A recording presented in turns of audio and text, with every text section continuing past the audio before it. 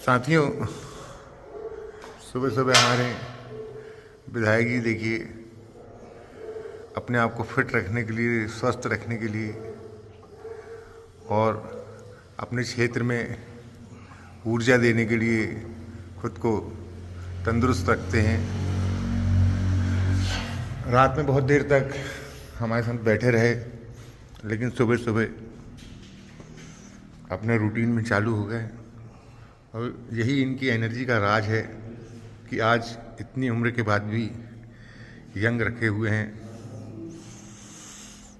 हम भी सुबह सुबह जल्दी उठ गए क्योंकि नर्मदे है। रोज करना संभव नहीं है। जितने दिन अवेलेबल हम दोनों रहते हैं उतने दिन करते हैं, और नहीं तो जहाँ बाहर गए तो वहीं बिस्तर में डंडे बैठे लगा के एक्सरसाइज करते। आइए अभी फिट रखें भैया आप। और ये भैया की इन्होंने अपनी एक्सरसाइज के लिए पर्सनल स्थान बनाया हुआ है। बच्चे लोग करते हैं, कोशिश करते हैं, दोनों बेटे करते हैं, और हमारे मित्र और बच्चों के मित्र लोग करते हैं। नर्मदे स्वस्थ रहो, मस्त रहो। और जीवन में सबसे अगर कोई कीमती है तो स्वास्थ्य है। जो समय मिलता है उसके लिए प्रयास है। और जैसे आप साइकिल चला रहे हैं कपिल भाई, ये सबसे बड़ी एक्सरसाइज है। जी। सुबह उठकर 1 घंटा कम से कम शरीर को वार्म अप करिए, गर्म करिए, जो भी जितना कर सके योगा करिए। स्वस्थ रहने का सबसे बड़ा मंत्र है नर्मदे नर्मदे हर। नर्मदे है।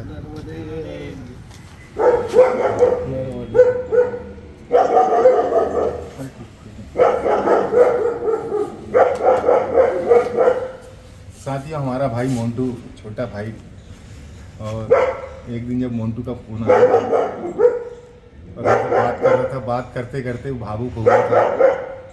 और आज हम जब लखनऊ में पहुँचे तो सुबह सुबह स्पेशली वो सिवनी से हमसे 60 किलोमीटर मिलने आया है। और ये इसका ये प्यार देख के हम इसको बहुत प्यार करते हैं। हमसे तो हमारे नर्मदे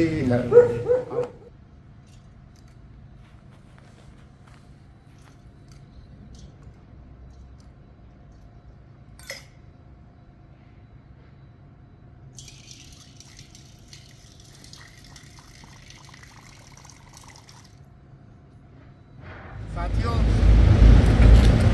हमें आज लखनऊ में और आज की सुबह की हमारी यात्रा यहाँ से शुरू हो रही है कि जो कि ज्योतिश्वर में जाकर रुकेगी। और हमारे बड़े भाई सम्मानित सिवनी के विधायक जी ने हमें यहाँ पर विश्राम करवाया और बड़े प्यार से रात में भोजन हुआ। सारे हमारे साथी लोग यहाँ पर मिलने आए थे। रात में बहुत भजन हुए और अब हमारी यात्रा यहाँ से आगे के लिए शुरू हो रही है। तो लखनऊ में एक राम मंदिर है, वहाँ जाएंगे और फिर वहाँ से ज्योतिश्वर के लिए निकलेंगे। तो आज जब हम घनसोर से जब कल निकले थे तो भैया का हमारे पास कम से कम 10 बार फोन आया, जल्दी आओ जल्दी आओ। भैया बाहर थे, फिर हमारे कारण वहाँ से लौट कर आए।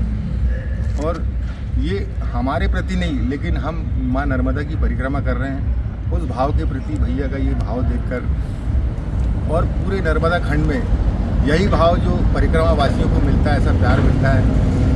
और उसी भाव को देखकर जो ऊर्जा हम लोगों में आती है, वो आपकी 3700 किलोमीटर की परिक्रमा कब पूरी हो जाती है आपको पता ही नहीं चलता।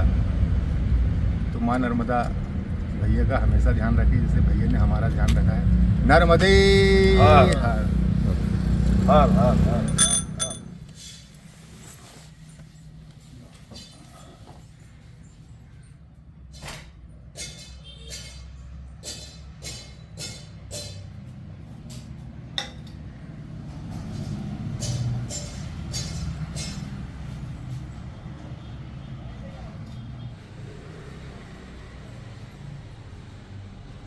मैं जा रही तो फोटो की है। मैं जा रही तो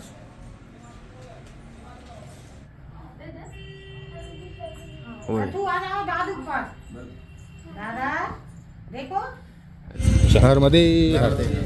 चल अंशु आजा, बिट्टू चल। मंदिर कहाँ है? मंदिर कहाँ है? तो साथियों अब हमारी यात्रा शुरू हो गई है। हम अपनी बुआ के यहाँ आए थे 10 मिनट के लिए बुआ से मिलने, और ये हमारे दोनों छोटे भाई, आगे आओ, ये हमारे दोनों छोटे भाई। अब हम यहाँ से राम मंदिर के लिए और जा रहे हैं।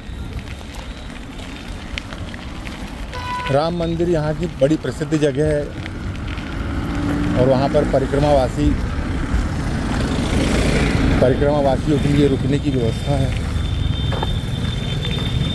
भगवान राम के दर्शन करके फिर हम धूमा पहुँचेंगे। धूमा में एक सिद्ध मंदिर है, धूमावती देवी सिद्धपीठ है, उनके दर्शन करेंगे और फिर हमारे गुरु जी की पुण्य भूमि, गुरु जी की कर्मस्थली झोतेश्वर, और झोतेश्वर में फिर रात्रि का विश्राम करेंगे और फिर कल वहाँ से आगे बढ़ेंगे नर्मदे हर। तो साथियों अब हम राम मंदिर पहुँच चुके हैं लखनादोन में, और आइए आपको भी भगवान नर्मदे हमारा हाँ बिल्कुल अंदर ही।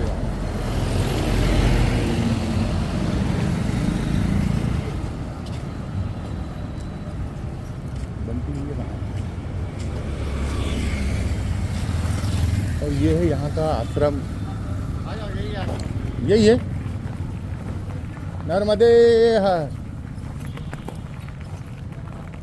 क्या बात है बंटी भैया,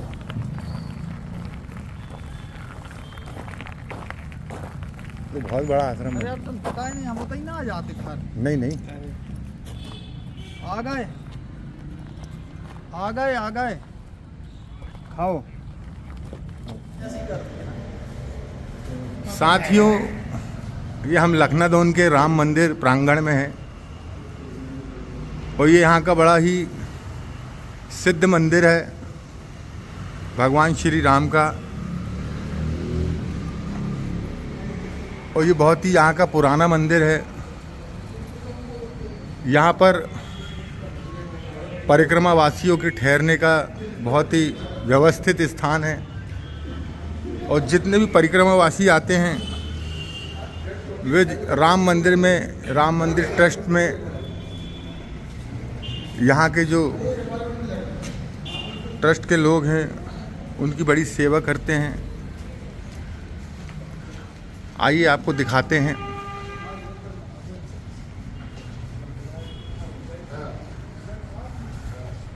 ये देखिए, ये यहाँ पर 4 हॉल बने हुए हैं। ये देखिए, ये अभी 3 परिक्रमावासी यहाँ पर स्थान ग्रहण किए हुए हैं। नर्मदे हर। और स्थानीय लोग, उनकी समिति पूरी बहुत ही यहाँ पर सेवा करती है। ये यहाँ का रसोई है। नर्मदे हर दीदी। और ये देखिए भोग प्रसाद बन रहा है परिक्रमावासियों के लिए। जी जी, तो इनके द्वारा यह संचालित है रसोई घर। यहाँ प्रवेश निषेध है, इसलिए हम अंदर नहीं जा रहे हैं, तो आपको बाहर से ही दिखाते हैं। और ये देखिए नर्मदा चालीसा, नर्मदाष्टक, नर्मदा जी की आरती, और बड़े ही व्यवस्थित तरीके से ये राम मंदिर बना हुआ है। तो जो भी परिक्रमावासी इस वीडियो को देखें, जब भी लखनादोन आए इस मंदिर में अपना स्थान ग्रहण करें, उन्हें बहुत अच्छा लगेगा। और ये बंटी भैया हैं, ये जैन साहब हैं हमारे, और ये साहू जी, ये लोग बड़ी सेवा करते हैं। और भी समिति के बहुत लोग हैं यहाँ पे। क्योंकि हम अचानक ही पहुँच गए तो बंटी भैया हमें मिल गए। तो चलिए आइए आपका सबसे एक बार परिचय कराएंगे।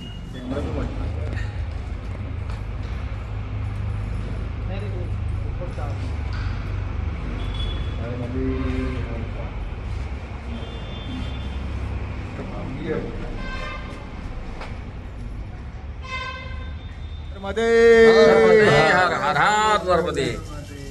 देखिए साथियों, हम हैं लखनादौन में और ये हमारे भाई लोग जब हम राम मंदिर पहुंचे तो ये पहले से यहाँ पर हमारा इंतज़ार कर रहे थे। ये हमारा पारुल भाई, ये हमारे आशीष भैया, ये हमारे यहाँ के पार्षद और बंटी भैया, साहू जी। तो बड़ा कपिल जी को मां नर्मदा की यात्रा की बहुत बहुत बधाई, शुभकामनाएं। आपकी सफल एवं पुण्यदायिनी मां ये देखिए पुण्य सलीला। हम अपनी स्मृति बना रहे हैं और हमारे भाई लोग स्वागत कर रहे हैं, क्योंकि ये हमारा व्यक्तिगत स्वागत नहीं है, ये मां नर्मदा का स्वागत है। क्योंकि हम परिक्रमा में निकले हैं और कहीं ना कहीं उनकी शक्ति रहती है, उनकी ताकत रहती है, उनका भार रहता है परिक्रमा वासियों के लिए। और जो नर्मदा क्षेत्र के लोग हैं वो परिक्रमा वासियों को मां नर्मदा का स्वरूप मानते हैं, ये उस चीज़ का स्वागत है। और ये सब प्रेम जो पूरे अमरकंटक से लेके समुंदर तक जो प्रेम मिलता है, जो प्यार मिलता है, उसको देखकर मन में बहुत खुशी होती है कि हमने अपने जीवन का बहुत पुण्य काम किया है, जो हमें इतना सम्मान मिल रहा है। कपिल जी, आपके ऊपर भी जैसे आपका निर्मल मन है, ऐसे ही निर्मल मां नर्मदा का आशीर्वाद आपके ऊपर है, तब कहीं जाकर आप मां नर्मदा की हजारों किलोमीटर की यात्रा जो है वो साइकिल से कर पा रहे हैं। और हम सभी आपके इस यात्रा की मां नर्मदा से कामना करते हैं कि आपको उनका आशीर्वाद आपके ऊपर बना रहे और उसका कुछ अंश हम सभी के ऊपर भी प्राप्त हो। नर्मदे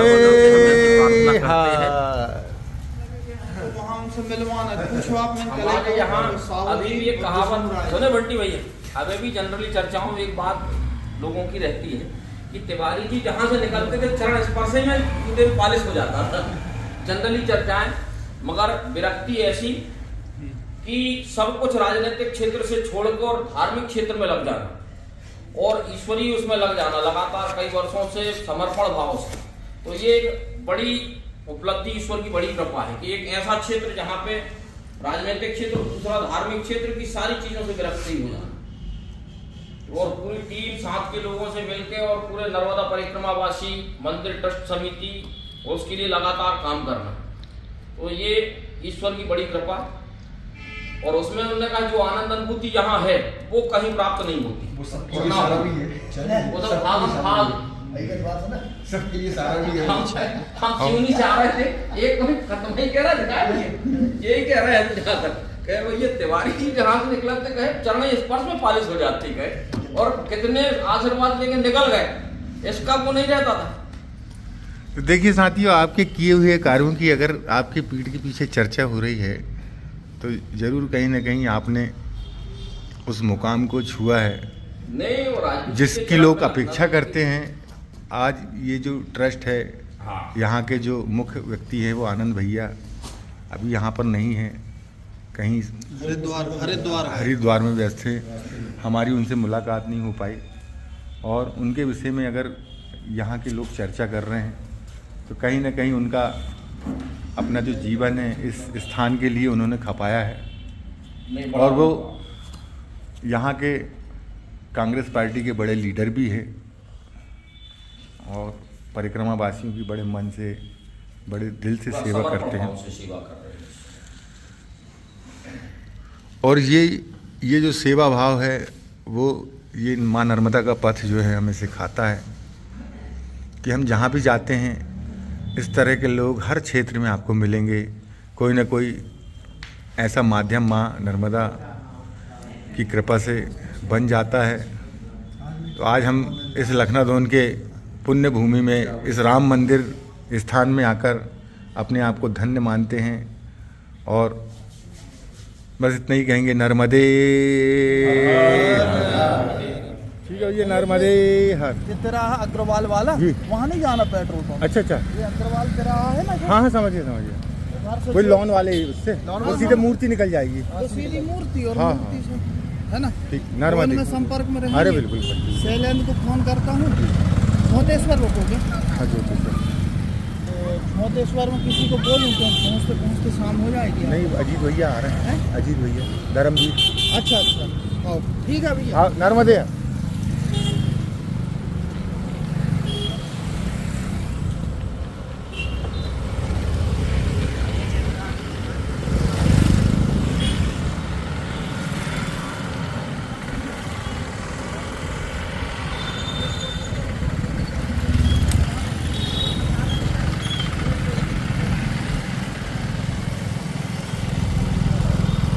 अरे भारत हमको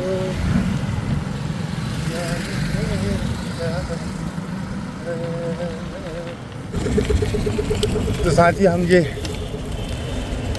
चौराहा पहुंच चुके हैं। अब यहाँ से हाईवे रोड पकड़ेंगे।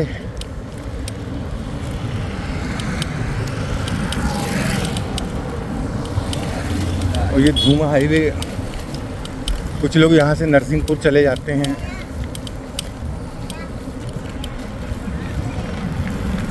लेकिन ये जो धुआं तक का सफ़र है वो अंदर ही अंदर जब हम आते हैं तट के किनारे किनारे, तो वो जो रास्ता है धुआं होते हुए ही जाता है।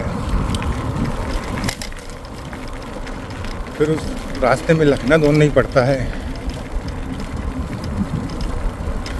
लेकिन हमारे पास साइकिल थी तो हम लखना दोन भी पहुँचे और अब धुआं पहुँचने वाले हैं। नर्मदे हर।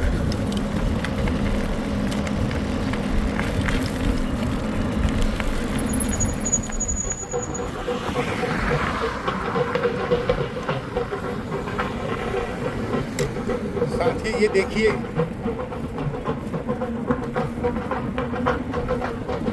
ये एक रैली यहाँ के भक्तों के द्वारा मंदिर जा रही है। नर्मदे कहाँ जा रही बाबू रैली? जी देवी जी की अच्छा रैली भागवत चालू होने। अच्छा भागवत के चलो फिर नर्मदे हर। नर्मदे साथ ही यहाँ एक देवी मंदिर है जहाँ पर आज से भागवत प्रारंभ हो रही है। उसी भागवत की ये शोभा यात्रा है।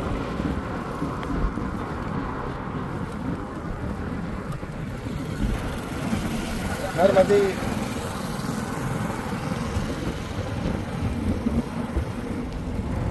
साथियों हम पहुंच चुके हैं धूमा, और धूमा में कुछ हमारे जो साथी हैं, जो हमारे जान पहचान के लोग हैं, वो इंतज़ार कर रहे हैं। अब हम उनसे मिलेंगे, थोड़ी देर बातचीत करेंगे और फिर उसके बाद छोटेश्वर के लिए आगे बढ़ेंगे।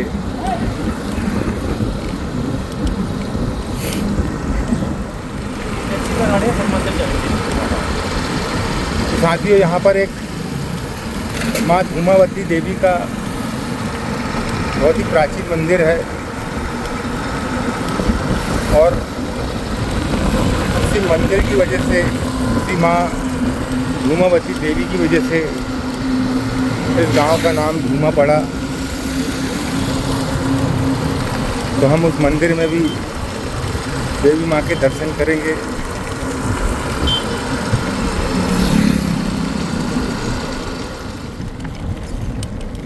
नर्मदे हर।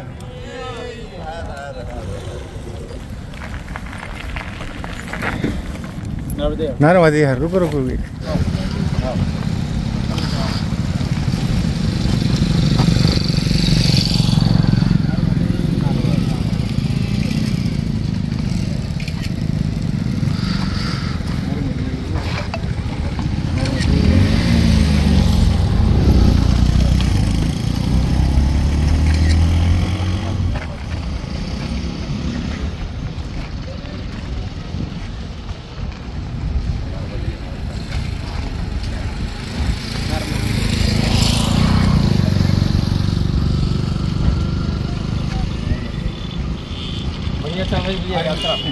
शानदार।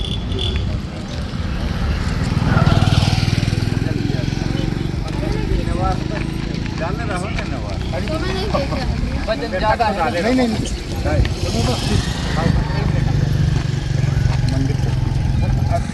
साथियों, ये हम धूमा पहुंच चुके हैं और धूमा की बॉर्डर पर हमारे सभी निवासी, हमारे साथी इंतज़ार कर रहे थे। अब यहाँ से हम मंदिर के लिए और रवाना होंगे। तो तो एक बार सभी माँ नर्मदा का जयकारा लगाएंगे। नर्मदे बोल नर्मदा मैया की जय, उमावती मैया की जय, हनुमान जी महाराज की जय, बाबा जी की जय।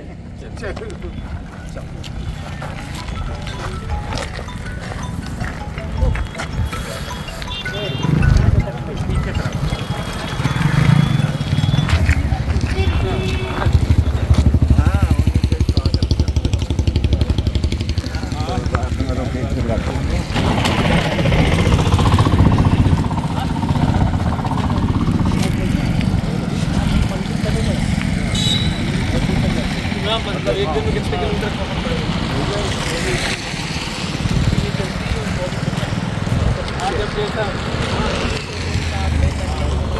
अभी आप बहुत चल जाएंगे भैया। गुड भाई साहब, कपिल भैया ने तो घर बैठे लोगों को मैया की करवाती परिक्रमा। हेलो, ये तो डेली देखता भैया जी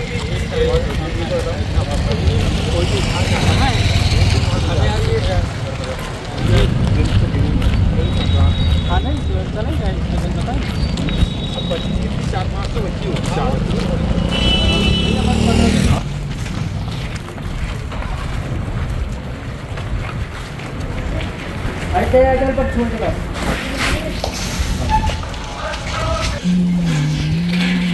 ओम श्री नर्मदे।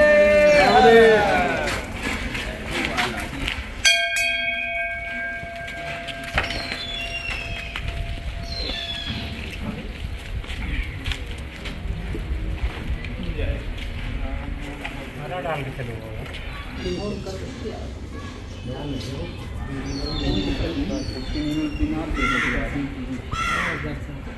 ठीक है। 15 तारीख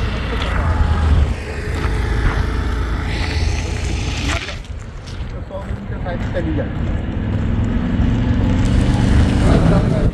नहीं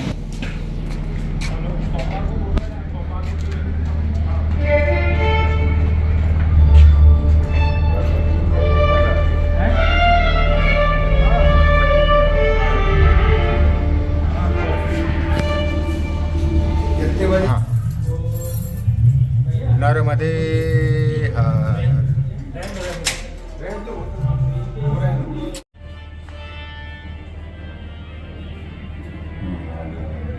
नर्मदे हर। साथियों, आप खुद देख सकते हैं ये जो मूर्ति है कितनी प्राचीन है। हजारों हजार साल पुराना ये मंदिर, और ये माता काली का मंदिर है, और ये धूमा का बहुत ही सिद्ध मंदिर है। नर्मदे हर। और ये माँ धूमा देवी दरबार, और यहाँ पर ये गजानंद जी का आश्रम। जब हम यहाँ पहले 1-2 बार आए थे तब मंदिर बना नहीं था, लेकिन ये यहाँ के भक्तों ने यहाँ का जीर्णोद्धार कराया। ये राधा कृष्ण भगवान,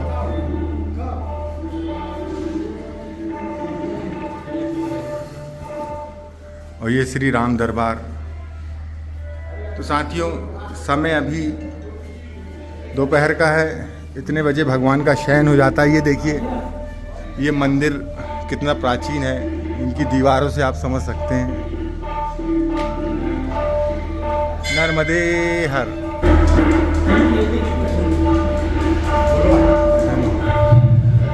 साथियों, ये मंदिर है लगभग 450 साल पुराना, और हमारे बीच में यहाँ के वरिष्ठ स्थानीय हमारे बड़े भैया गुप्ता जी यहाँ मौजूद है, और इस मंदिर के बारे में वो आपको जानकारी देंगे। नर्मदे हर भैया। नर्मदे हर लगभग 465 वर्ष पूर्व यह मंदिर अंग्रेजी शासनकाल में इधर के पंडित परिवारों के द्वारा यह निर्मित किया गया था। और उस समय जो शासक थे अंग्रेज़ों के सहायक के रूप में वो भी पंडित थे, जिनकी इस स्थान पर जागरण हुआ और उन्होंने यह मंदिर बनवाया। उस समय का राजमार्ग इसी मंदिर के सामने से होकर जाता था, जो आजकल राजमार्ग दूर से जा रहा है, 1 किलोमीटर दूर से। राजमार्ग भी इसी के सामने से जाता था। जब वो वाहन भाप वाले वाहन चलते थे तो इसी के सामने से राजमार्ग जाया करता था। और इधर से हनुमान मंदिर तक एक अंडरग्राउंड गुफा थी, जो उधर पूजन और इधर की पूजन साथ हुआ करती थी। इधर पहले पूजन होती थी, फिर श्री हनुमान लला के दरबार में पूजन होती थी। एक ही गुरु हुआ करते थे जो दोनों जगह की पूजन संपन्न कराते थे। यह धूमा का इतिहास है। और धूमा वाली काली माता सारे क्षेत्र में प्रसिद्ध हैं। सारे क्षेत्र के लोग नवरात्रा में इधर माँ के दर्शन करने आते हैं। करोड़ों लोग इधर अपने धार्मिक लाभ लेने, प्रसादी लेने मैया की इधर पधारते हैं। नर्मदे।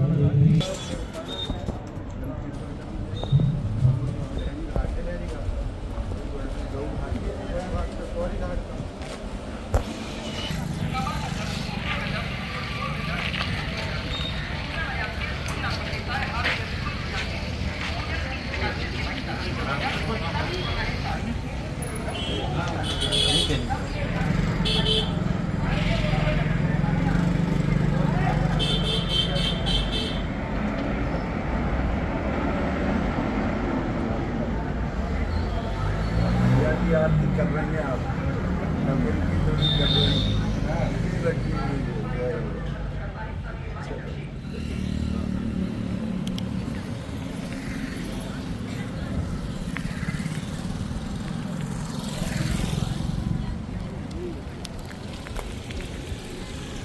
बरगी भी यहीं से जाती है मतलब है। गोटे गांव से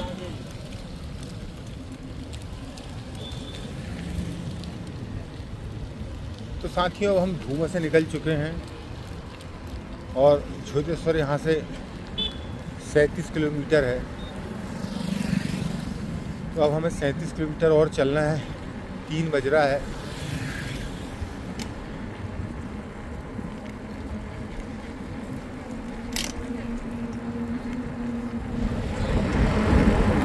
साथियों हम पहुँच चुके हैं नागन देवरी।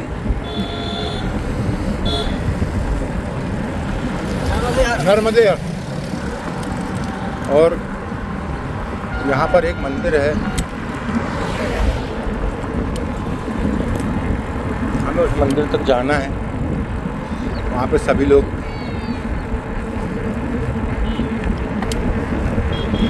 बहुत देर से खड़े हैं और हमारा इंतज़ार कर रहे हैं।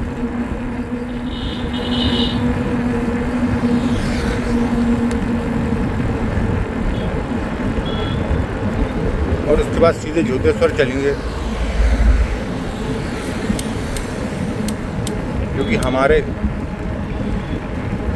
2 पीठ के शंकराचार्य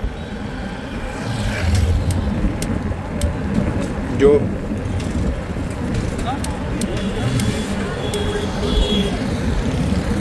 परम आदरणीय, परम सम्माननीय,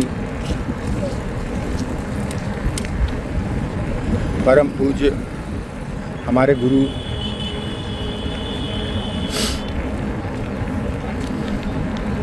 स्वामी स्वरूपानंद जी सरस्वती,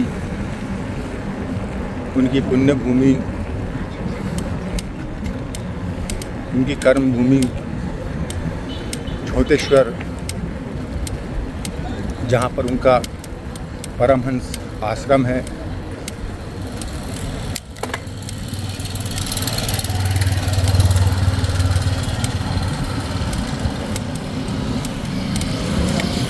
वहाँ पर गुरुदेव की समाधि है।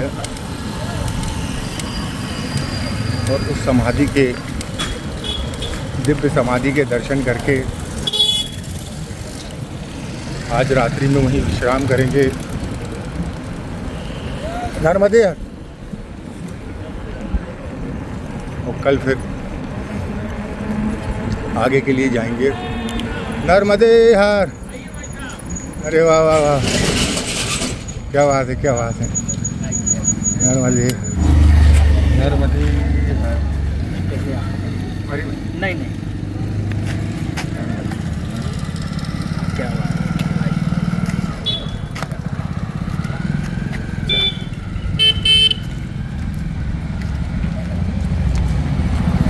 हाँ भैया सब साइकिल बड़ी फेमस है यार क्या भैया। हाँ ये अच्छा वो चालाक है ना।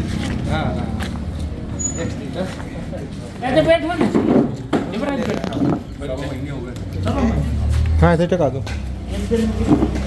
हम आपके देखा रहे कई बार कमेंट भी करी और बड़ा अच्छा लगो कि आप सिवनी में साइकिल को भी आप ही प्रमुख कार्यक्रम करवा दो है ना, बड़ी बात।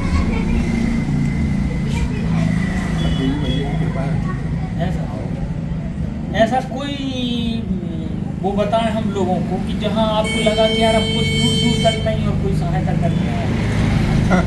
ऐसे अनुभव आता है, बताते बताएं। हाँ ऐसा कृपा है कि कोई कर पा रहे। कोई एक आध घटना ये सब लड़का है भी सब हमारे पे सब भाई लोग आए देखा ये ठीक है। खाना पीना मतलब कहीं कोई दिक्कत ही नहीं है तो बोल रहे हैं। एक भी बात कहीं जंगल में जाओ, पहाड़ में जाओ, तो भी हो जाए। हम आपको एक बताएं, मैं तो 5,000 रुपये पैसे भी लेके चले थे, 500 रुपये की खर्च नहीं, पूरे 500 खर्च नहीं, 200 रुपये लगे थे गाय में नाव पाल कर हाँ ये साइकिल भी पाल उसी में और जो बच्चे लोग मिलते हैं चाकरी के लिए 50 की खरीदी, 1 रुपये 50 की खरीदी, 500 भी खर्च किए।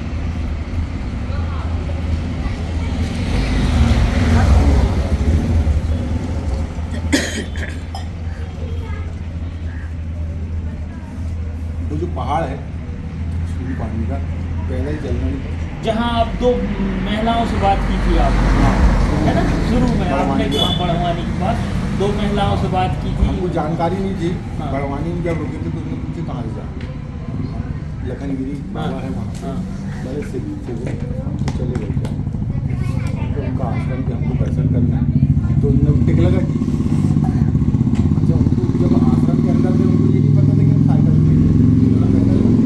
पैदल वाले जाते हैं वहाँ, जब वहाँ के आखिरी गाँव पहुँचे तो बोलते नहीं साइकिल ऐसा। अब फिर वहाँ से बोले, फिर हम कहते हैं कि 70 किलोमीटर वापस आना पड़ता है, तो देखते हैं तो वहाँ से जब गए तो कुछ ऐसा पहाड़ी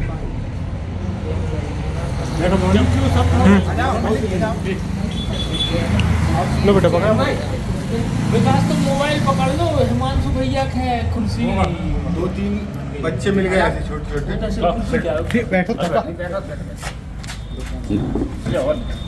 बच्चे मिल गए, कहीं धक्का लगाते खड़ी चढ़ाई गई तो धक्का मारते ऐसे खड़ा ना आके पकड़ रहे हो।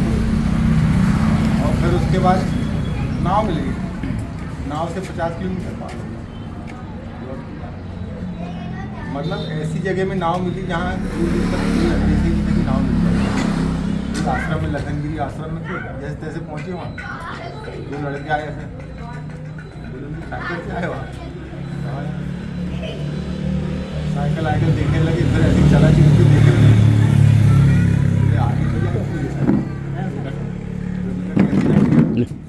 रुको नाव आ रही है 50 किलोमीटर वाली नाव के पास किनारे 50 किलोमीटर 50 जहाँ पहुँचने में 3 दिन लगते, 2.5 घंटे 3 घंटे में पार कर लेते। जबकि वो नेचुरल कहाँ चलती होंगी वहाँ, है ना? देवी दाई की कृपा ही कृपा मान- ही कृपा कृपा। हम तो फंसे गए थे, मतलब बीच पहाड़ी फंस गए थे जाके, लौट के भी नहीं आ सकते थे और आगे भी नहीं जा सकते थे।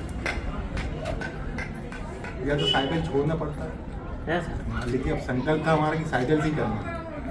तो देवी दाई ने संकल्प पूरा करवाई, साइकिल छूटी।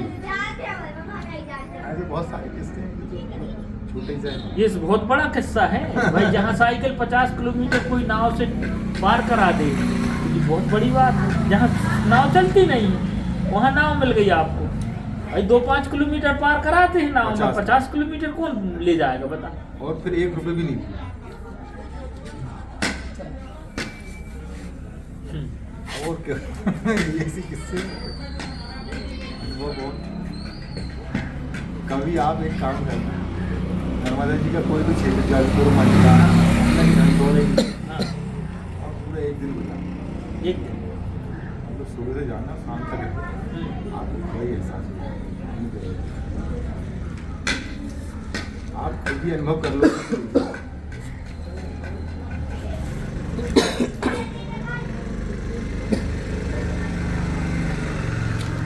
अपने को दे नहीं।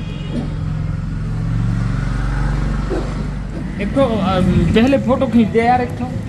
साथियों, हम हैं ये नागन देवरी, जो कि हम जा रहे हैं परमहंसी, और ये परमहंसी के बिल्कुल पास में ही ये गांव है। धूमा को नागन देवरी पहुंच गए भैया, सैलन भैया। और यहाँ पर जब हम पहुँचे भाई के यहाँ बैठे सैलेंट तो हमारे शैलेंद्र भाई का कल हमारे पास फ़ोन आया था बढ़िया भैया। कि भैया जब भी यहाँ पहुँचे तो 2 मिनट के लिए रुकना। ब्रह्मदेव भैया ठीक हूँ भैया। और शैलेंद्र भाई के साथ और भी नागन देवरी के साथी हैं हमारे। तो आइए हम सभी का परिचय करते हैं। मैंने देख लिया था फेसबुक में। भैया क्या नाम लिखा है? मेरा नाम शिव कुमार सर भैया, युवराज पटेल। युवराज। जी भाई साहब, नवंबर।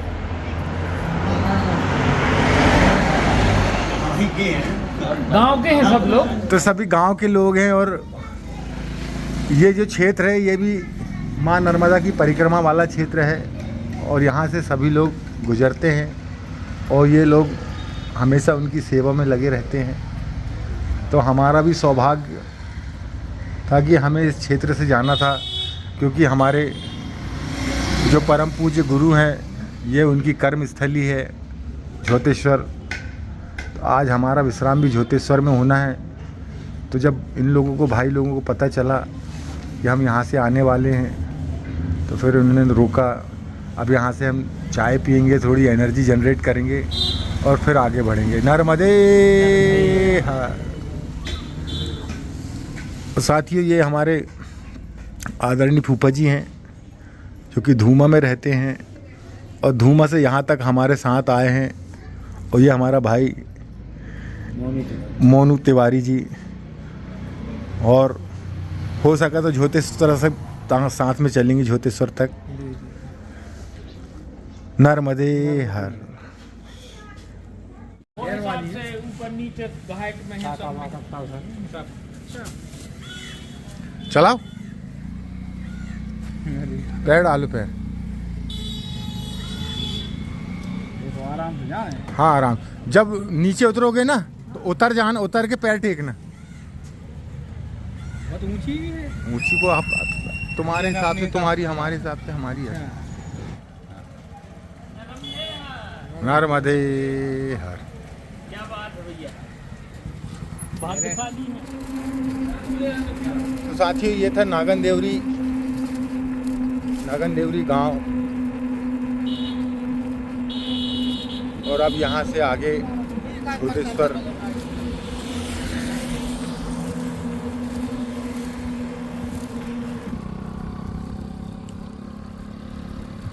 जी भैया, चलो ना, चलते रहो। ये तो अभी 7-8 किलोमीटर है। चलो ना, 10 किलोमीटर हो गया है। नहीं। अच्छा, आश्रम नहीं, आज हम झोतेश्वर ही रुकेंगे ऐसा ना। हाँ, हम तो सिवनी के हैं। नहीं क्यों नहीं चला? हाँ, अरे वाह, क्या बात। थोड़ी सी बची है ओमकारेश्वर तक, बाकी तो पूरी हो कौन गई। तारीख को कहाँ है? 18 नवंबर। 18 नवंबर को। कितने दिन हो गया? नवंबर, दिसंबर, 1.5 महीने मान लो, और क्या, 3 महीने। 1.5 महीने, तो पूरी होने वाली है क्या? और क्या, 400-500 किलोमीटर तो बचा ही है। अब यहाँ से इसलिए हम लखनऊ तक आए थे, फिर लखनऊ से इधर आगे गुरु जी के दर्शन करके जाएंगे।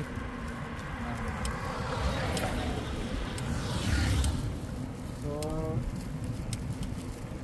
चाय पीते फिर अपना ही मंदिर में? चाय क्या, मिल अब बात कर लेंगे आपसे, थोड़ी देर बैठ जाएंगे। चाय तो अब भी हमने जो नागन देवरी में पी है। तो पी लीजिए। सिरवैया जी है ना, वो हाँ। हमने रोक लिए थे, बहुत देर तक बिठाल के रखे।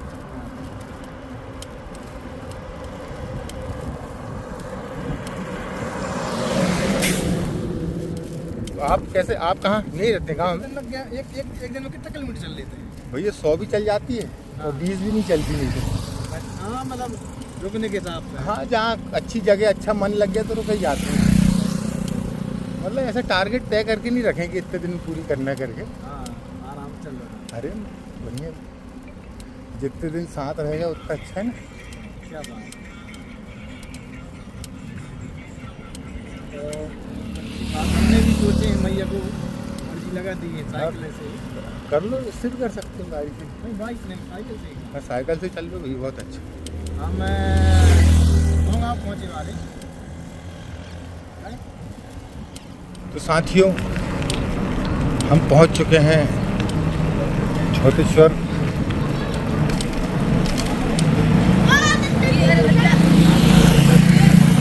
और ये बहुत ही सुंदर नगरी है, पुण्य भूमि है। यहाँ अंदर आने के बाद ही एक अलग ही एनर्जी आपको महसूस होगी। थोड़ी ही देर में नर्मदे हर, यहाँ का जो मुख्य द्वार है वो नज़र आएगा। ये देखिए,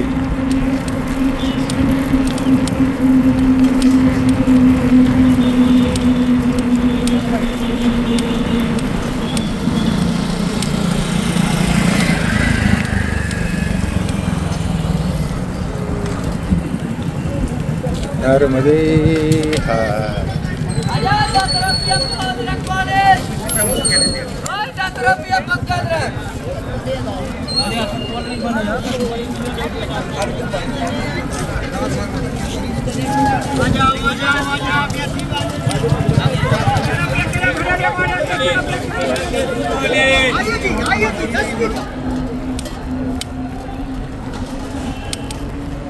जय गुरुदेव, हर हर महादेव, नर्मदे हर।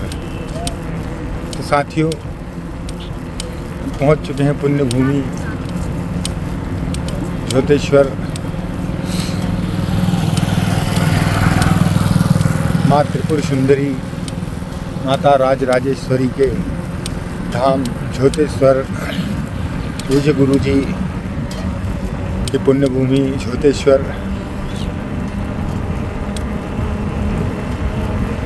तो चलिए, और आज हमारा रात्रि का विश्राम यहीं पर होगा साथियों, और कल फिर यहाँ से आगे के लिए हम रवाना होंगे।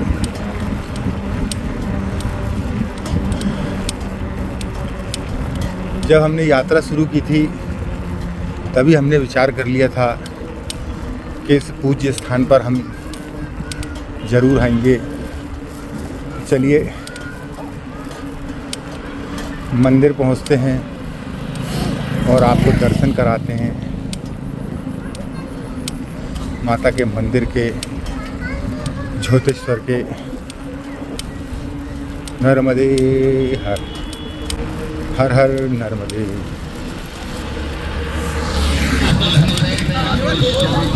ये गगनचुंबी मंदिर, ये माता राजराजेश्वरी त्रिपुर सुंदरी का मंदिर है। जिसकी स्थापना परम पूज्य गुरु जी द्वारा की गई थी और ये उनकी तपोभूमि है। यहीं पर रहकर उन्होंने तपस्या की।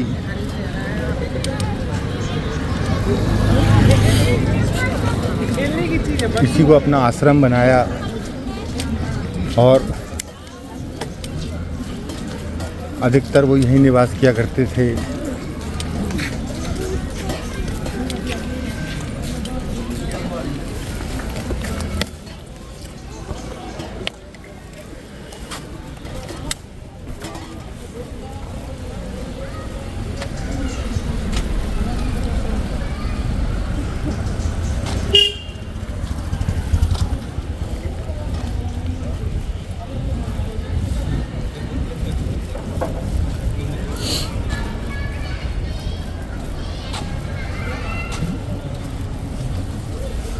और ये हमारा सौभाग्य है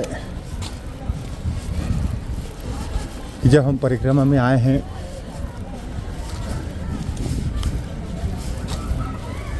तो गुरु के इस स्थान को, इस दिव्य स्थान पर, इस दिव्य स्थान के दर्शन करके फिर हम आगे बढ़ेंगे। नर्मदे। तो साथियों, ये है पूज्य गुरु शंकराचार्य स्वामी समाधि मंदिर।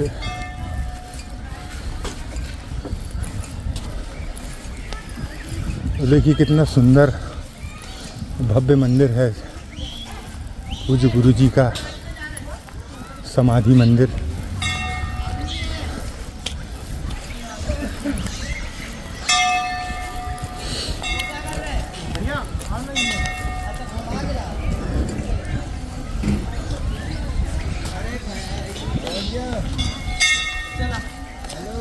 अरे वाह, जबरदस्त। 4:09 निकल गए तो 4:09 पे हमारा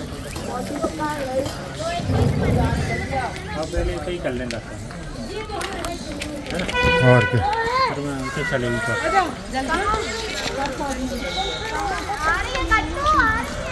તમે તઈ રહો ભાઈ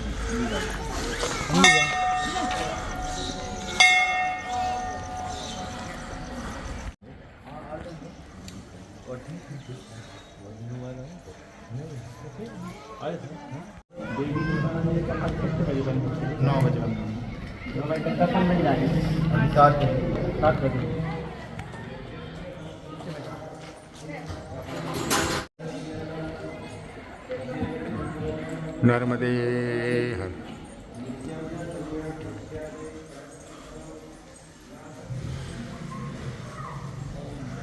साथियों, यह है समाधि स्थल पूज्य गुरु जी।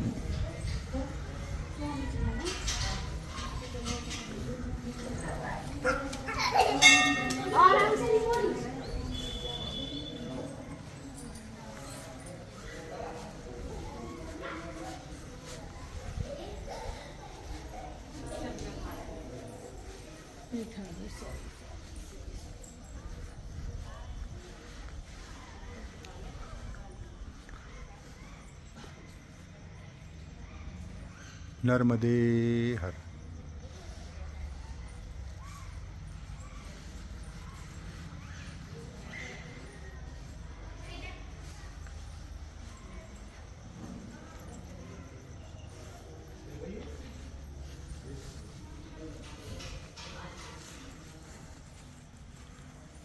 साथियों, ये है मंदिर, पूज्य गुरु जी की समाधि का मंदिर बनाया गया है और एक स्टैचू मंदिर के अंदर है और ये एक स्टैचू यहाँ मंदिर के बाहर, और ये अभी अभी बना है। इसके पहले जब हम आए थे तो यहाँ ये नहीं था। और ये है मंदिर, यहाँ का मुख्य मंदिर जो पूज्य गुरु जी के द्वारा ही प्राण प्रतिष्ठित मंदिर है। तो चलिए दर्शन करते हैं और फिर अपना आसन आज यहीं लगाएंगे। आज रात्रि में यहीं पर विश्राम करेंगे। नर्मदे हर। और ये देखिए हमारे फूफा जी हमको यहाँ तक छोड़ने आए हैं, और हमारे ये दुबे जी, तिवारी जी, हाँ सॉरी। तो चलिए मंदिर चलते हैं, दर्शन करते हैं और फिर रात्रि का विश्राम। नर्मदे हर।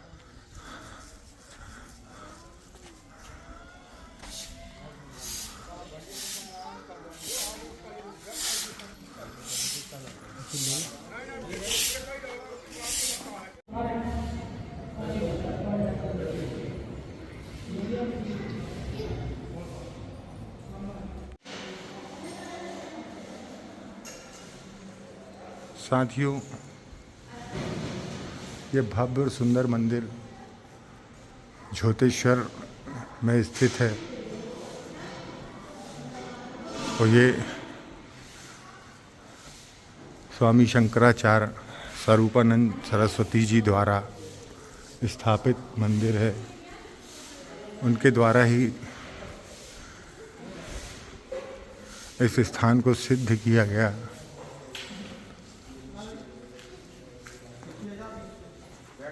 और ये फोटो के माध्यम से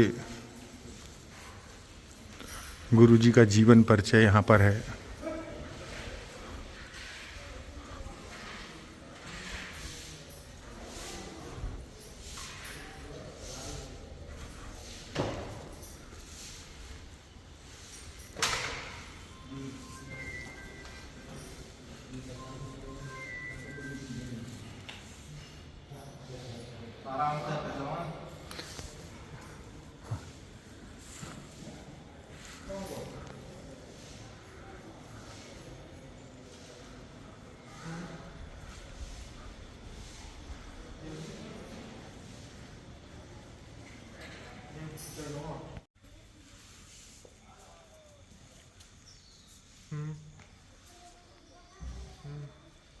साथियों, हम माँ नर्मदा की परिक्रमा में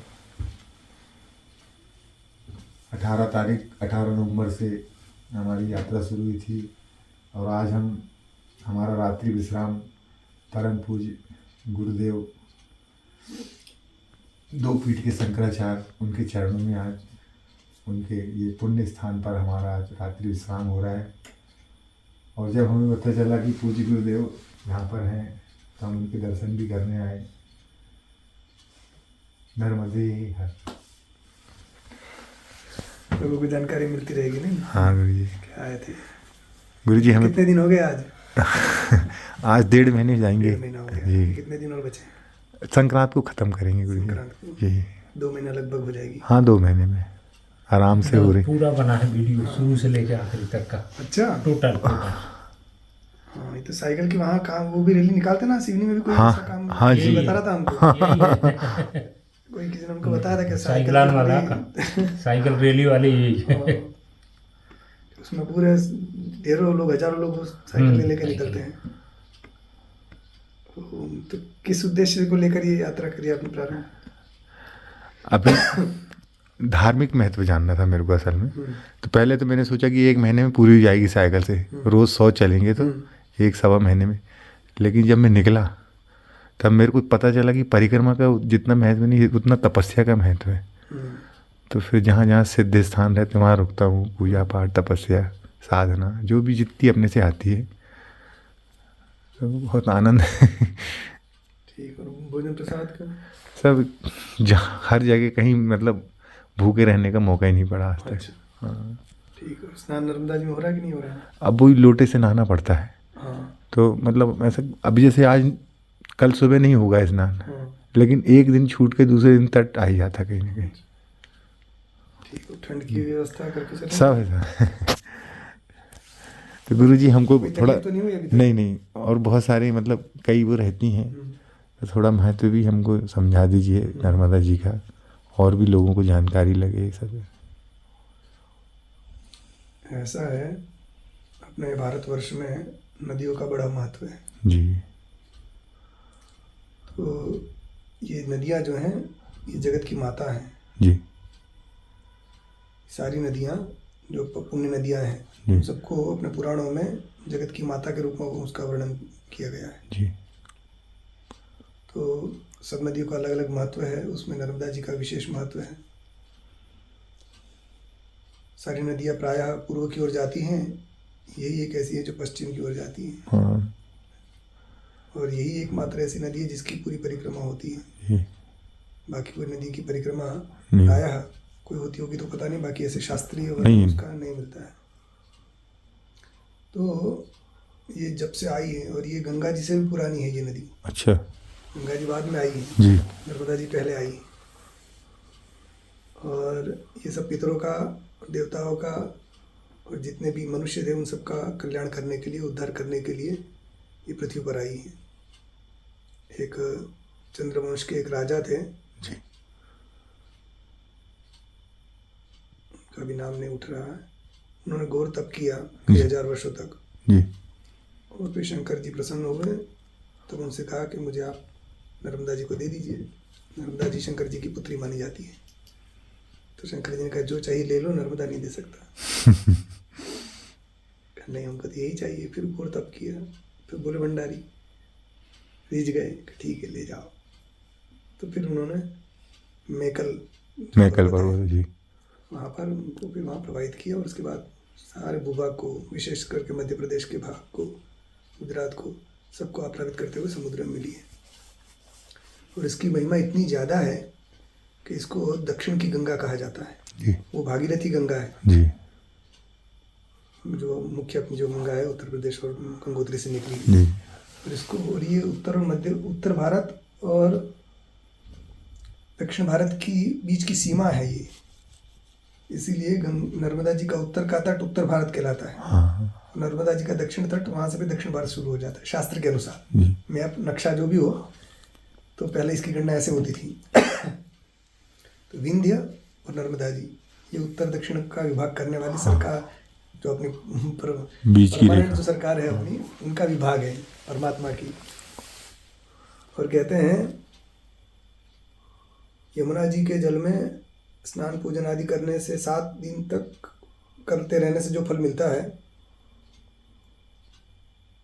उतना ही फल और सरस्वती नदी में 3 दिन तक स्नान पूजन अनुष्ठान का जो फल मिलता है, वो गंगा जी के में एक ही डुबकी लगाने से वो फल मिल जाता है। जी और इन तीनों का जो फल बताया, ये तीनों का फल नर्मदा जी के दर्शन मात्र से वो मिल जाता है। जी त्रिभिः सारस्वतं पुण्यम सप्ताहेन च यामुनम सद्य पुनाति गांगेयम दर्शनादेव नर्मदम।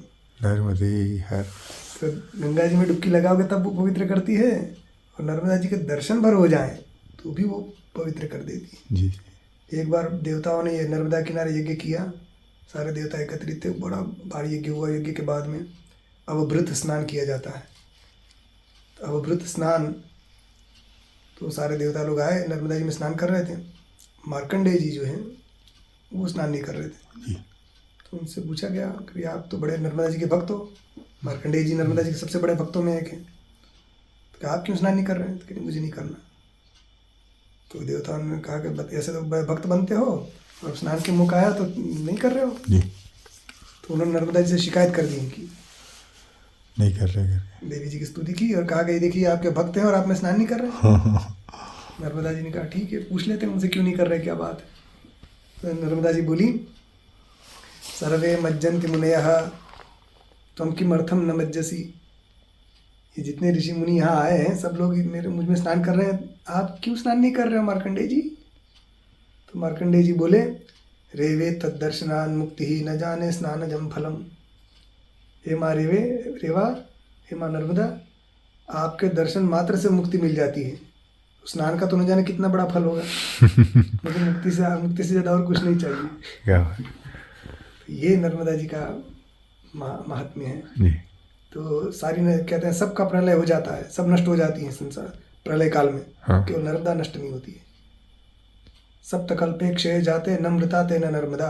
नर्मदा जी का एक नाम क्यों पड़ा नर्मदा? जी ऐसे तो नर्म का मतलब होता है हास परिहास, जी और दा मतलब देने वाली। तो हास परिहास मतलब खुशी देने वाली। जी हास परिहास कब करता है व्यक्ति? हाँ नर्म जो संस्कृत का शब्द है, खुश रहेगा जब। संस्कृत का शब्द है नर्म। तो नर्म का मतलब होता है हास परिहास। तो हास परिहास का तात्पर्य है कि जब व्यक्ति हंसता कब है? वो प्रसन्न रहता है, सुखी होता है। तो इसीलिए नर्म का मतलब सुख भी होता है। तो नर्म देने वाली, दा मतलब देने वाली, नर्म को देने वाली, सुख देने वाली वो नर्मदा है, प्रसन्नता देने वाली। एक नाम तो ये हो गया। और दूसरा इसका नाम ये है कि नाम क्यों पड़ा नर्मदा, तो कहते हैं 7 कल्प व्यतीत हो गए फिर भी ये नहीं मरी इसलिए नर्मदा। अच्छा, जो नहीं मरती इसलिए भी नर्मदा। नर्मदा का एक नाम ये भी ये है। उसकी व्युत्पत्ति शब्द हाँ। पुराणों में ऐसी आती है कि जो मरती नहीं इसलिए नर्मदा। न मृता ते न नर्मदा सप्तकल्पे क्षय जाते। मार्कंडेय वो जो ऋषि बोल रहे हैं, इतने कल्पों से तो मैं देख रहा हूँ, जब प्रलय हो जाता तो ये अपने स्वरूप में स्थित हो जाती है। और शंकर जी और हाँ मार्कंडेय ऋषि कह रहे हैं शायद, ये कई कल्पों से हम देख रहे हैं ये कभी नहीं मरती, सब मर जाते हैं, ये नहीं मरती, इसलिए इसको नर्मदा कहते हैं। ऐसी इसके पार महिमा है, कोई ऐसा ऋषि मुनि नहीं है जिसने नर्मदा के किनारे तपना किया हो। ऋषि मुनि तो छोड़िए, ईश्वर तक, वही तो हम कह रहे हैं। कोई राम भगवान, हनुमान जी, लक्ष्मण जी, कोई देवता नहीं ऐसा कि जिसने इनके किनारे तपना किया। सब ने तप किया, इतनी महिमा है नर्मदा जी की। इसलिए कहते हैं कि रेवा तीरे तपक कुरियात, तप करना हो तो नर्मदा के किनारे जाए। मरणम जाह्नवी तटे, मौत आ जाए तो फिर गंगा तट पर चले जाओ, काशी चले जाओ। अगर तप करना हो तो तपस्वियों की प्रिया है ये नर्मदा। इसलिए भगवान आदि शंकराचार्य जी के गुरु जो थे उनका नाम था गोविंद पादाचार्य जी, शेषा अवतार थे। वो भी नर्मदा के किनारे तप करने के लिए आए और हजारों वर्षों तक वे गुफा में तप करते रहे। वो गुफा यही है नर्मदा के उत्तर तट पर, नरसिंहपुर जिला में, सांकल घाट में गोविंदनाथ वन है वहाँ। आदि शंकराचार्य दक्षिण भारत से आए, यहाँ उत्तर भारत में, मध्य भारत में आए, नर्मदा को पार करके इधर आए और यहाँ उनको गुरु की प्राप्ति हुई नर्मदा के किनारे। तो नर्मदा गुरुदात्री है, गुरु को देने वाली। जगत गुरु जो हुए शंकराचार्य जी, उनको गुरु देने वाली नर्मदा है।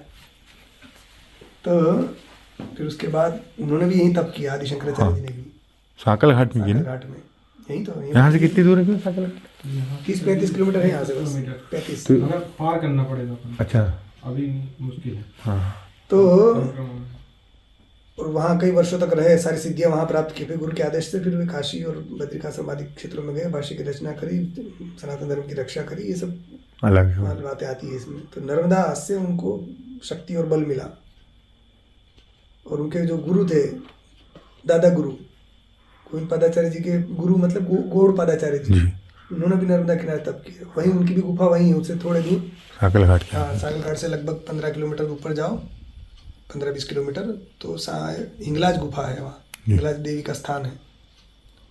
तो जहाँ हमारे गुरुदेव ने भगवती हिंगला को बलूचिस्तान से यहाँ आह्वान करके ले आए, उसी के वहाँ पर एक उनके गौड़ पादाचार्य जी की गुफा भी वहीं है। तो वो तो घोर जंगल में है, तो वहाँ आज भी भालू वगैरह इनसे प्राणी रहते हैं। आप गए गुरु? हाँ गए ना।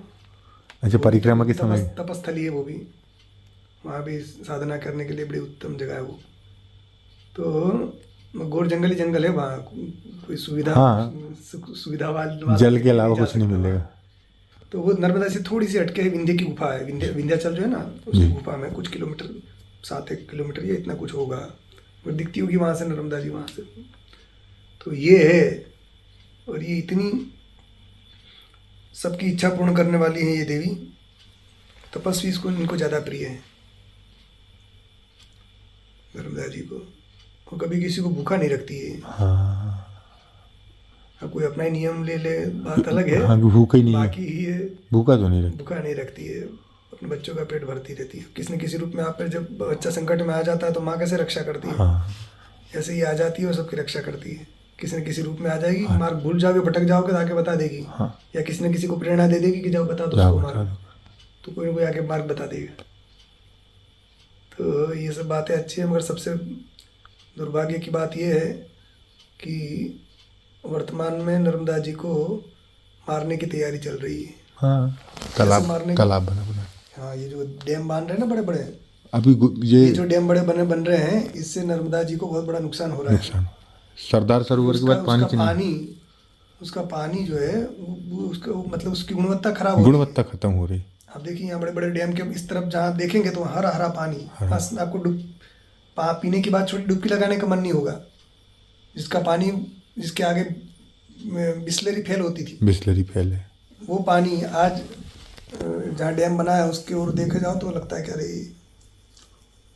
और बेधड़क से रेत खनन चल रहा है, हाँ। कोई रोक टोकने वाला नहीं। अभी तो छलनी कर रहे हैं उनका सीना। किंद्रई में भी परमाणु परियोजना संयंत्र लगा रहे हैं, अभी मंजूरी मिली केंद्र सरकार की।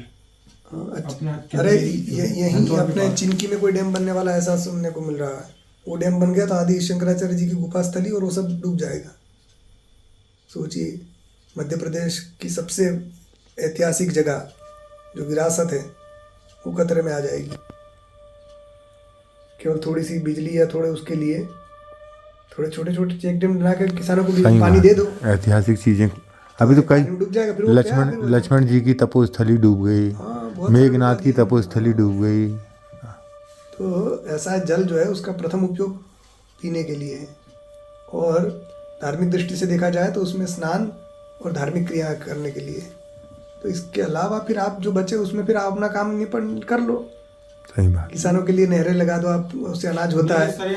अब नदियाँ बनेगी नहीं, नदियाँ बचेगी ही नहीं, तो फिर क्या आप कर लोगे? फिर बिजली कहाँ से पैदा कर लोगे? बिजली पैदा करने के और उपाय हैं, उनको आप अपनाइए। पवन से करिए, तेज से करिए, अग्नि से, वो सूर्य से, उससे बिजली होती है, और परमाणु क्या क्या रहते हैं रिएक्टर वाले, उससे बिजली बनती है, और भी कई साधन है। तो कम से कम नदी को तो छोड़ो, पानी पीने के लिए नहीं मिलेगा तो फिर क्या करोगे? रुपयोकार बिजली का। बिजली के बिना तो हम पहले भी रहते थे, तो संसार में कोई पानी के बिना आज तक नहीं रहा। नहीं।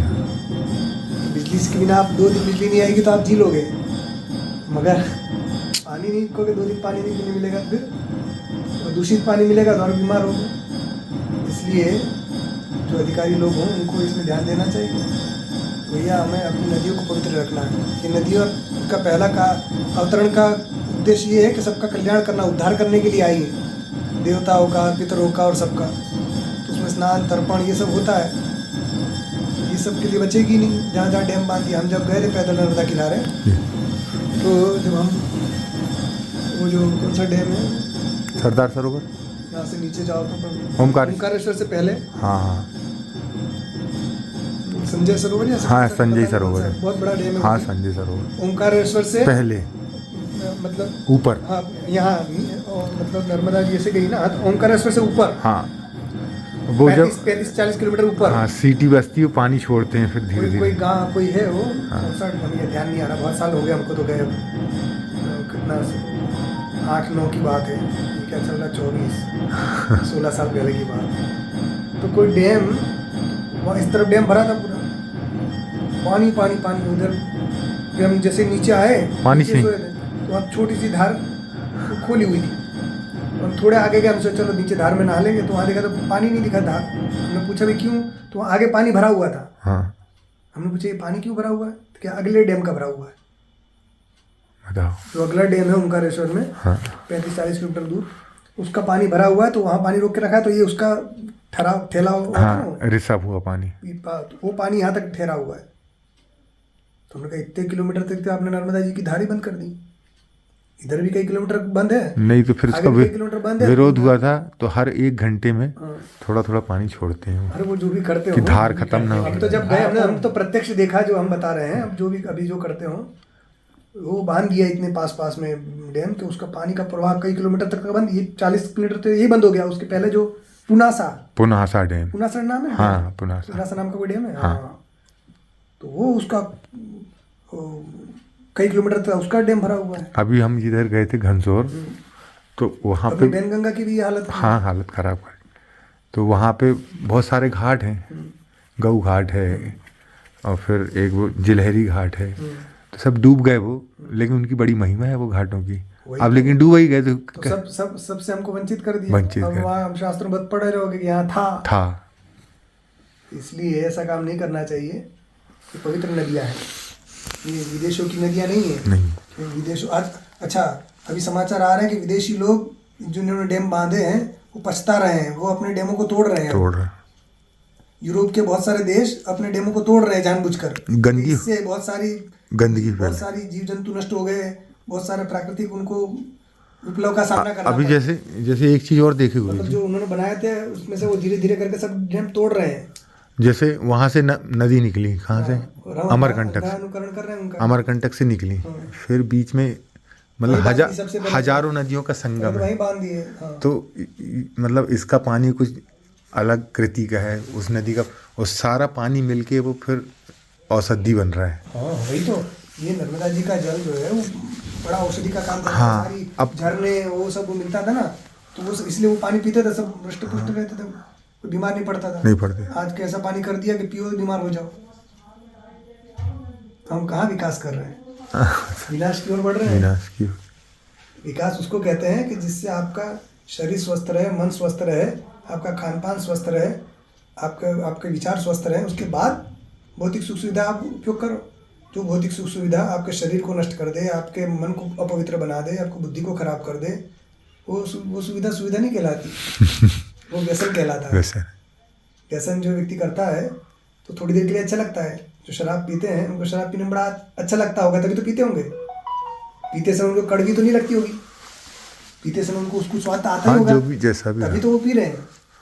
तो उनको उस समय तो अच्छा लगता है कि हाँ हम पी रहे हैं, पीने के बाद भले ही नाली में लौट जाए, कर जाए, मगर उस समय तो उनको अच्छा लग रहा है, तभी तो पी रहे हैं। तो तत्काल तो उसको सुख मिल रहा है, मगर वो उसका परिणाम दुखदायी है। इस लोक में भी दुखदायी है, मरने के बाद भी दुखदायी है। तो इसलिए सुख सुविधाएं उतनी ठीक है कि जिससे आपकी दिनचर्या में बाधा ना पहुँचे, मगर जो आपके शरीर को आज देखिए क्या हाल हो रहा है, सब बीमार। गुरुजी ने तो विरोध भी किए सब बांधों का, बीमार हो गए। अपने गुरुजी ने। जिसको देखोगे छोटे छोटे बच्चों को बीमारी बीमारी शुगर तो फला, शुगर, बीपी, डिप्रेशन, मतलब जो कई बीमारियां जो पहले कभी सुनी नहीं जाती थी, वो बीमारी सबको आ रही। तो जब आपका शरीर स्वस्थ नहीं रहेगा तो फिर आप, पहला सुख निरोगी काया है, सबसे पहला सुख जो है निरोगी काया है, वही नहीं है। कैसे करके हम खाएंगे? अन्न में अन्न, शुद्ध अन्न चाहिए, शुद्ध जल चाहिए, शुद्ध हवा चाहिए। कितना प्रदूषण कर दिया, हवा भी शुद्ध नहीं रही। AQI कितना हाई बताते हैं जब प्रदूषण बढ़ जाता है। तो बड़े बड़े शहरों में तो रहने लायक स्थिति नहीं बची। गाय का दूध तक शुद्ध अब समय ऐसा आएगा आगे जी, जैसे पानी की बोतल खरीदते हैं ना अपन बिस्लेरी, हाँ। जैसे भविष्य में कहो फिर अपने को हवा ना खरीदनी पड़े। कभी किसी ने सोचा था इस देश में दूध नहीं खरीदा जाता था? दूध, दही, छाछ तो ऐसे ही मिल जाता था। उसको अब खरीद के, दूध की बात छोड़े, पानी तक खरीदना पड़ रहा है। क्यों? क्योंकि हमारी नदियाँ दूषित हो गई, हमारे जल स्रोत सब नष्ट कर दिए गए विकास के नाम पर। तो भविष्य में हवा भी दूषित कर देते। हवा बड़े बड़े शहरों में, दिल्ली आदि में तो लग गए हैं घरों में वो एयर फिल्टर सब लगने लग गए। तो उसमें भी लोगों का बिजनेस चल रहा है। कोरोना आया तो कुछ लोग तो बेचारे दवाई परेशान तो हुए ही, कुछ लोगों ने इसी को व्यवसाय बना लिया, वैक्सीन के नाम पर अरबों रुपए कमा लिए। हुआ ना ऐसा? नर्मदे हर। तो ये बात है नर्मदा जी की, जहाँ तक बात है जी गुरु जी। तो ये सबका उद्धार करने के लिए आई है, इसकी पवित्रता बनी रहनी चाहिए। बड़े बड़े डैम बांधकर इसको अवरुद्ध नहीं करना चाहिए। क्योंकि देखें नारी जो होती है वो जो धर्म से शुद्ध होती है, और नदी वेग से शुद्ध होती है। ये शास्त्रों में कहा गया है, रजसा शुद्धते नारी नदी वेगे न शुद्धति। तो वेग ही आप नष्ट कर दोगे तो शुद्ध नहीं होगी, फिर वो हानिकारक हो जाएगी सबके लिए। और यदि जिस दिन वो पुत्री नर्मदा जी श्री की पुत्री है, जो फिर वो रुद्रावतार में आ गई तो देखो आपके सबको खुद ही तोड़ लेगा, अपना रास्ता खुद बना लेगी। प्रलय मचा देगी, है ना? हाँ। जो नदियां हैं वो देवियां हैं, वो शक्तिशाली हैं, शालिनी है, सब कमजोर नहीं है। वो तो देखती है ठीक है भी बच्चे हैं, तो बच्चे माँ के ऊपर कूदते हैं, कुछ भी करते तो माँ सहन करती रहती है। जब वो अति करने लग जाए तो फिर हाँ, सब लेकर आ जाए, गर्दन काटने लग जाए तो फिर उसको तो सब ठिकाने लगे देंगे। तो इसलिए नर्मदा जी का खूब का भाजन ना बने, नर्मदा जी की पूजा हम सब लोग करें, तो इसी से सब लोगों का कल्याण होगा। बोलो नर्मदा मैया की जय। नर्मदे हर। साथियों, आज हम झोतेश्वर में हैं और हमारा सौभाग्य है कि जितने जो बड़े बड़े संत हैं जिनको हम जानते हैं, और वो माँ नर्मदा की प्रेरणा से हमें यहीं पर मिल गए, तो उसी तारतम्य में हमारे पूज्य ब्रह्म विद्यानंद जी हमें पता चला कि वे यहीं हैं, तो फिर हम उनके पास आए। नर्मदे हर।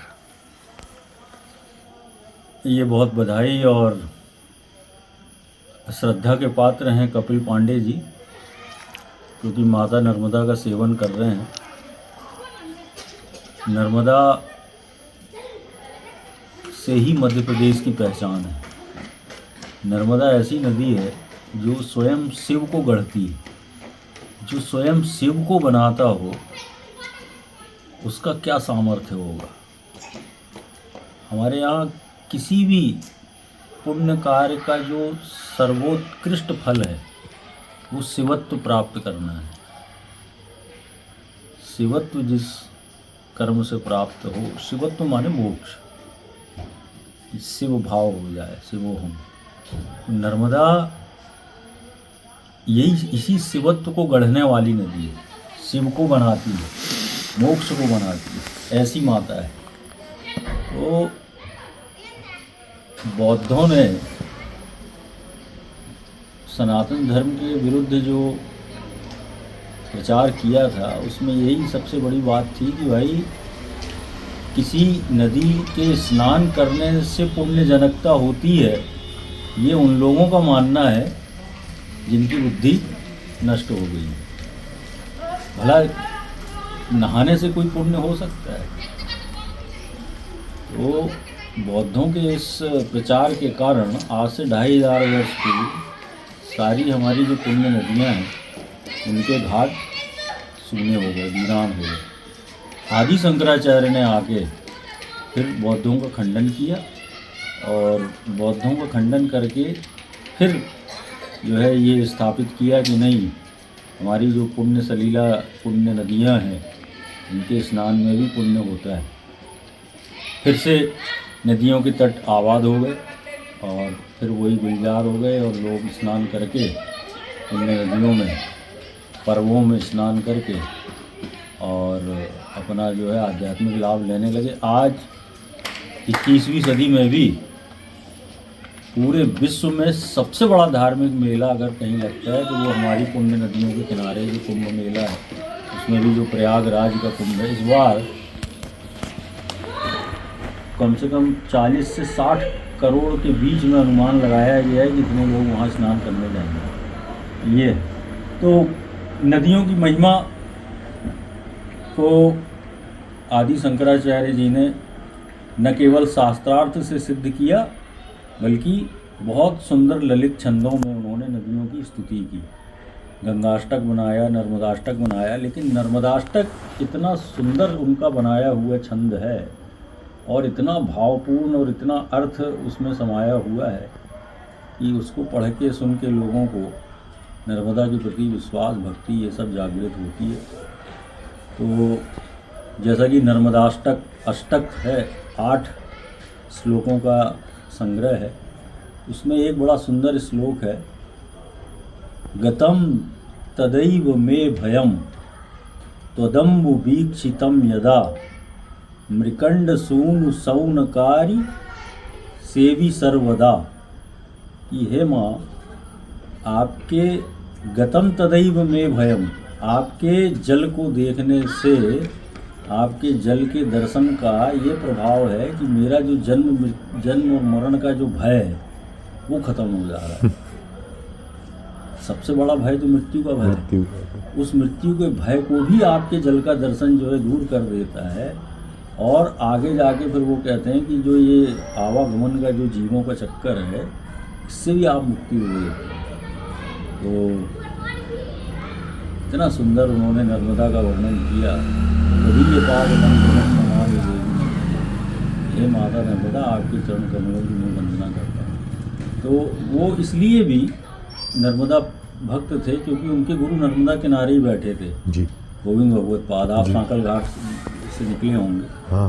देखिएगा वहाँ अभी भी 3000 साल पुरानी गुफा है जहाँ आदि शंकराचार्य का संन्यास हुआ। और नाम सांकल घाट है, वो पहले शंकर घाट था, अब सांकल घाट उसका अपभ्रंश हो गया। नरसिंहपुर गजेटियर में ये अच्छे से वर्णित है। आदि शंकराचार्य के गुरु भी नर्मदा के किनारे ही बैठते थे क्योंकि रेवा तटे तपह कुर्यात, तो नर्मदा के किनारे। अच्छा, इसमें एक बात और उल्लेखनीय है सबसे ज़्यादा कि हमारे ब्रह्मलीन गुरु जी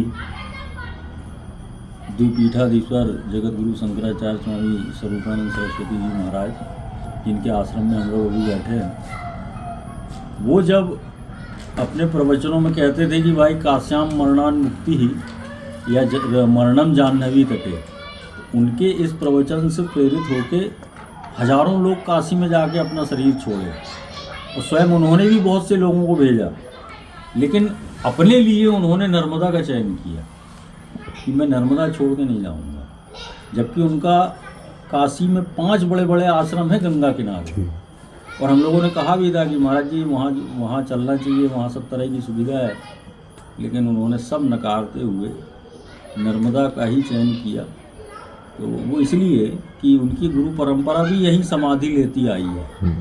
आदि शंकराचार्य के जो गुरु थे गोविंद भगवत पाद, उनकी भी समाधि जो है नर्मदा किनारे हुई। इस तरह से जो भी नर्मदा परिक्रमा में निकलते हैं तो हमारे यहाँ परंपरा है, उस व्यक्ति को नमन किया जाता है, क्योंकि नर्मदा के सेवन से जो एक आध्यात्मिक लाभ होता है, जो शिवत्व की प्राप्ति होती है, वो सिर्फ अनुभव की जा सकती है।